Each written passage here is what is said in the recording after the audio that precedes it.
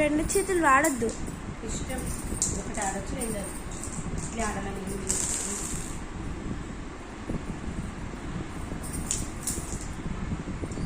అప్పుడు నేను ఈజీగా గెలుస్తానమ్మా. అవును మళ్ళీ అట్లే ఆడతాను నాన్న, మన ఇష్టము. ప్రాక్టీస్ అయ్యాక రెండు చేతులు ఆడతాను, లేదంటే అప్పుడు ఒకటే చేతి ఆడతాను. ప్రాక్టీస్ లేనప్పుడే రెండు చేతులు వాడతారు. సరే అప్ప, నా ప్రాక్టీస్ లేనప్పుడు వచ్చి అలవాటు.